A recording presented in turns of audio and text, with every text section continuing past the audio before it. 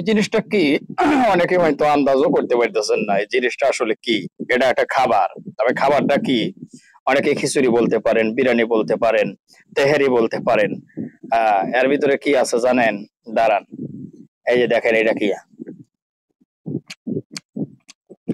দাঁড়ান আমি বলতেছি আসলে এটা কি খাবার।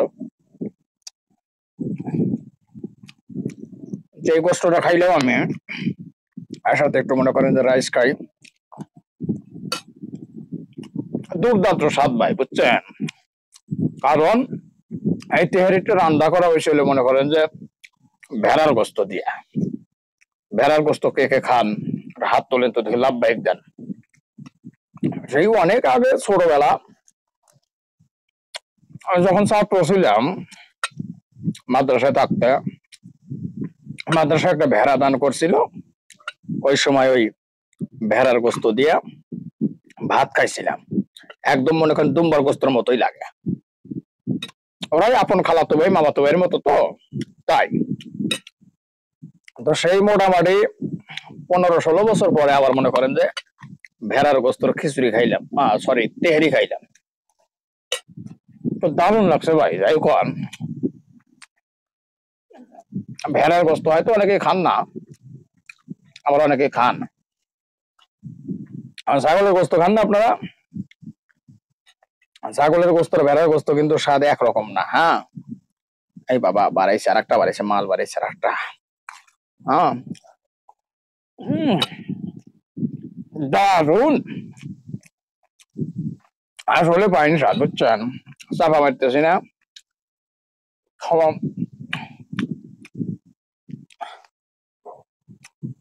গোস্তগুলো ছোট ছোট, স্বাদ দারুন।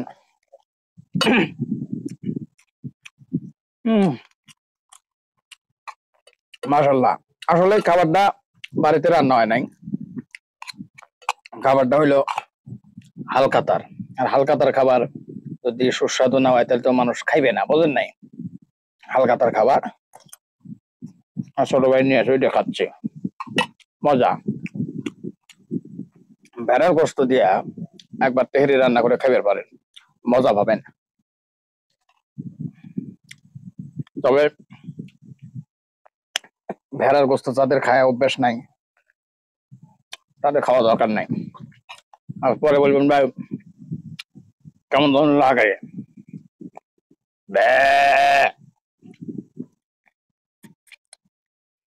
ছোটবেলা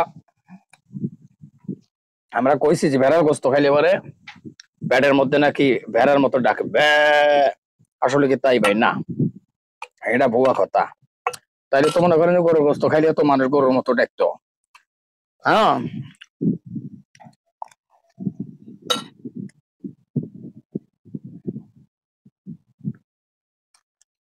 মশলা চাপা হলেছে ভাই।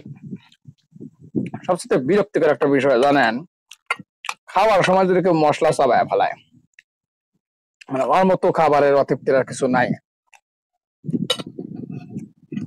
অসাধারণ।